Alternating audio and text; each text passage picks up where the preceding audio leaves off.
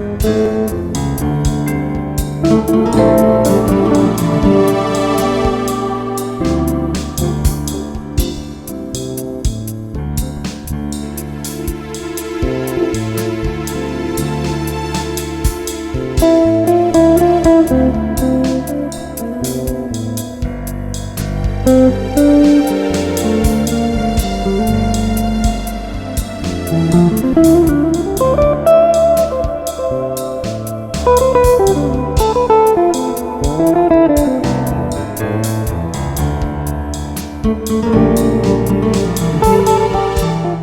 was 4 and 5 years old, you would see the scales, you know, the equal justice scales, they would always sit like this.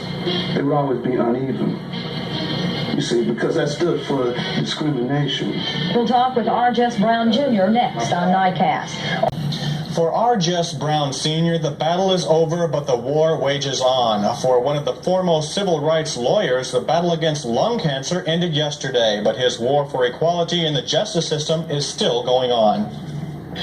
R. Jess Brown spent much of his adult life searching for justice in a system he saw as unjust, according to his son. He would always tell me that there's really no such thing as equal justice under the law, which is one thing that, you know, many of us may believe at some point that there is. When you would walk into his law office, I can remember from the time that I was 4 and 5 years old, you would see the scales, you know, the equal justice scales, they would always sit like this. They would always be uneven. You see, because that stood for discrimination. Brown made great strides in breaking down the barriers of discrimination in a state known for its racial tension. Brown filed a first civil rights lawsuit in the 1950s seeking the right to vote for a black man. Jess Brown says his family always lived with the constant fear of racial reprisal. I remember many times when I would go to bed at night hoping my room wouldn't blow up. Many times when we received death threats every day, all week, wondering would he come home at night when he was out, particularly on the Mack Charles Parker case and other rape cases.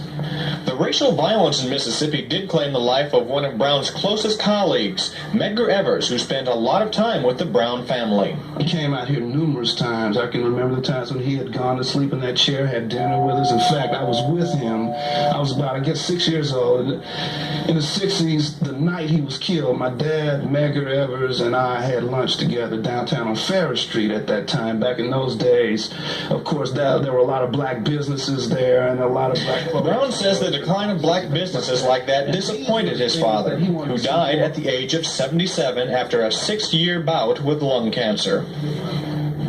Funeral services for Brown will be held Thursday at 3 p.m. at Cook Funeral Home on Lynch Street in Jackson.